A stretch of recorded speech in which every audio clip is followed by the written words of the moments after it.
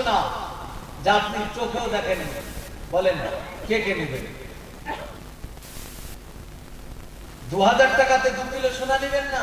1 গ্রামের দামই তো আপনার অনেক। এখন 1 ভরির দাম হচ্ছে প্রায় আপনার 1.5 লাখের উপরে দাম। আপনাকে 2 কিলো সোনা দিব, নেবেন না? বলে না, টাকা নাই তো কোথায় থেকে নেবে? ভক্তরা ভাইয়েরা, আল্লাহ নবী বলেছেন পৃথিবীর সবথেকে লো কোয়ালিটির ইমানদার দান করবে তাকে আল্লাহ জান্নাত দিবে 10 গুণ বেশি বড়। পৃথিবীকে 70 বার বিক্রি করে জান্নাতের একটা ইট আপনি কিনতে পারবেন না। জোরে বলেন সুবহানাল্লাহ। দুনিয়া কিচ্ছু না, তুচ্ছ। আমাল হায়াতাত দুনিয়া ইল্লা মাতাউল গুরুর। দুনিয়াটা হচ্ছে আখিরাতের কাছে তুচ্ছ, এ কানা করেও দাম নাই। আমরা মরিচিকার পিছনে ছুটছি। এতগুলো লোক আছে, আমরা 2000 বলতে পারলাম না যে 5 জন ব্যক্তি আল্লাহ রাস্তায় আমি দিব না। কালেকশন হয়ে গেছে আপনাদের, সবাই দিয়ে দিয়েছে।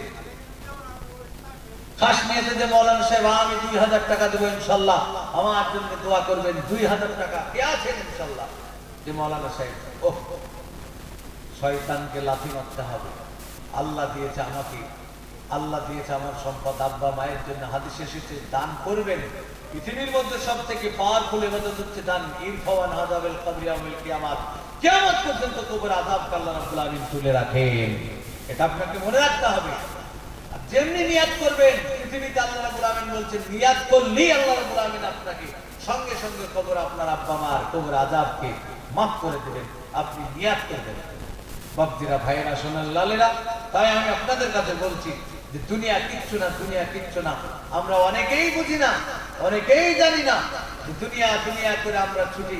কিন্তু জেনে রাখবেন আল্লাহ রাব্বুল আলামিন তিনি দুনিয়াকে পছন্দ করেননি। নবীকে, নবীর 4500 মর্যাদার মধ্যে নবীজিকে উহুদ পাহাড় দিয়েছিলেন।